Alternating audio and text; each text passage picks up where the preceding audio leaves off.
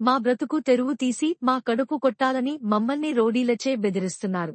మాకు ఏమి జరిగినా డాక్టర్ వెంకటరమణ, పద్మావతి శ్రీదేవినే కారణం. వృద్ధ దంపతులు చెరుకూరి మరియమ్మ నర్సయ్య ఆవేదన. మేము రోడ్డు మార్జిన్లో బ్రతుకు తెరువు కోసం కూరగాయలు, చికెన్ కొట్టు బొంకు పెట్టుకుని జీవిస్తుంటే కావలికి చెందిన డాక్టర్ వెంకటరమణ, ఆయన శ్రీమతి పద్మావతి శ్రీదేవి రోడీలు చేత మమ్మలను అక్కడ నుంచి ఖాళీ చేయాలని బెదిరిస్తున్నారని. అదేమిటంటే, నేను తెలుగుదేశం పార్టీ మహిళా నేతనని తెలుపుతున్నారని. మేము దళిత వర్గానికి చెందిన పేదవారమని కావలి పట్టణ పరిధిలోని అడివిరాజపాలెం గ్రామస్తులు చెరుకూరి మరియమ్మ, నరసయ్య ఆవేదన వ్యక్తం చేశారు. మంగళవారం పట్టణంలోని స్థానిక జర్నలిస్టు క్లబ్ నందు వారు మీడియా సమావేశం ఏర్పాటు చేసి మాట్లాడుతూ, గత 4 సంవత్సరాలుగా అడవి రాజుపాలెం గ్రామంలో బీఎస్ఎన్ఎల్ భవనం ముందు వారి అనుమతితో రోడ్డు మార్జిన్లో బ్రతుకు తెరువు కోసం ఒక బంకు ఏర్పాటు చేసుకుని అక్కడ కూరగాయలు, చికెన్ షాప్ ని నిర్వహిస్తూ మేము జీవనం సాగిస్తున్నామన్నారు. అయితే ఇటీవల కాలంలో మా షాపును బీఎస్ఎన్ఎల్ భవనం ముందు నుంచి తీసివేయాలంటూ వారు తెలియజేశారని. అయితే బీఎస్ఎన్ఎల్ ఆఫీస్ వారు తీయమంటే తీసేస్తామని తెలియజేశామని. వారు దానికి వినకపోగా మమ్మల్ని ఇష్టానుసారంగా బూతులతో దుర్భాషలాడుతూ రోడీలను తీసుకువచ్చి బెదిరిస్తున్నారని వాపోయారు. మా బిడ్డలు ఎక్కడో ఉద్యోగాలు చేసుకుంటే వారిని ఈ విషయంలోకి తీసుకురావడం ఎంతవరకు సమంజసం అని వారు ప్రశ్నించారు. మా బ్రతుకు తెరువు కోసం మేము షాపు పెట్టుకుని జీవిస్తున్నామని, దానికి వాళ్లకి ఏమీ సంబంధం అని తెలియజేశారు.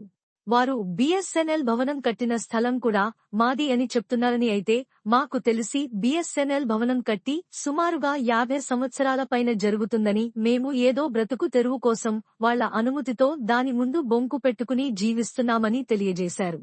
మీ స్థలం అయినప్పుడు ఆ భవనం తొలగించి స్వాధీనపరుచుకోగానే అక్కడ నుంచి మేము వైదొలుగుతామని తెలియజేసినా వారు వినకుండా మిమ్మల్ని బెదిరిస్తూ మా బ్రతుకుపై దెబ్బ కొట్టేందుకు ప్రయత్నం చేస్తున్నారని అన్నారు. ఇలా మమ్మల్ని రోడీల చేత బెదిరించే విషయంపై కూడా జిల్లా ఎస్పీకి కూడా సోమవారం అర్జీ రూపంలో అందజేశామని తెలిపారు. మాకు ఆరోగ్యం సరిగా లేని వృద్ధ దంపతులమని, మాకు ఏదైనా వారి నుంచి సమస్యలు తలపెట్టిన, మాకు ఏదైనా జరిగినా దానికి కారణం వారేనని తెలియజేశారు. బీఎస్ఎన్ఎల్ భవనం తొలగించిన మరుక్షణమే మేము కూడా అక్కడ నుంచి ఖాళీ చేసేందుకు సిద్ధంగా ఉన్నామని. దయచేసి మా బ్రతుకు తెరువు తీసి మా కడుపులు కొట్టొద్దని వేడుకున్నారు.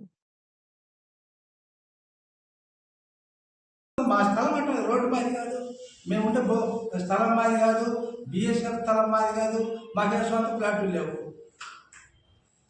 నువ్వు బిఎస్ఎన్ ఎంత పక్కనో కాబట్టి బిఎస్ఎన్ స్థలం నువ్వు స్వాధీనం చేసుకో, వాళ్ళ బిల్డింగ్ పగలగొట్టు, నీ బెదిరికి మేము తీసేస్తాం చెప్పకుండా.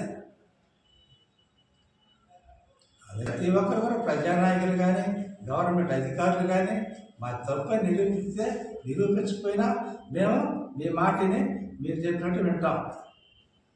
బిఎస్ఎన్ బిల్డింగ్ స్థలాన్ని స్వాధీనం చేసుకోవాలా, రైతు ఆ బిల్డింగ్ డిస్మెంటిల్ చేయాలా, ఆ రోజే మా మీద మీరు చెప్పినట్టు మేము వినేది. మేము ఎస్పీ కాడికి పోతే తగాది పెట్టుకుని రౌడీ చేసుకుంటే డాక్టర్ ఏం చెప్పాడు, మాకు సంబంధం లేదయా, మాకు ఇబ్బంది లేదా మీకుండా, ఈ పని మీరు చేసుకోండి, మా పని మేము చేసుకుంటాము అని చెప్పి ఆ రోజు ఒప్పుకొని వచ్చినే. మళ్ళీ ఈరోజు ఆయన బయట వస్తుందా, వాళ్ళు వచ్చి బోర్డు పెట్టుకుని పోయారు మాది స్థలం అని. వాళ్ళు మీరు వివాదపడండి, మాదేం పని, మా బతుకు మాది, మీ బతుకు మీది, సంబంధం లేదు. మా బతుకు మాది, వాళ్ళ బతుకు వాళ్ళది. ఏదంటే మా మీద మాట్లాడండి, మమ్మల్ని ఏదైనా చేయండి, మాతో సంప్రదించండి. కానీ మీ కొడుకులలో మీ కూతురులో ఏ కూతురు ఏ కొడుకు మమ్మల్ని పోషించేది లేకుండా ఉంటారా? కొడుకులు ఉందని చెప్పి పని చేసుకొని బతుకుతారా? నేను పేదవాళ్ళం కాబట్టి న్యాయం ప్రకారం మాకు అవకాశం ఉంటే అవకాశం కల్పించండి. దౌర్జన్యం చేయకుండా ఎగమైన డాక్టర్ని వాళ్ళ పరిస్థితి మమ్మల్ని తిడుతుండ్రు, పడుతుండ్రు, రెవెన్యూ చేసుకొస్తారు. కానీ ఒక రక్షణ కలిపి ఏదైతే మాత్రం వాడితే బాధ్యత.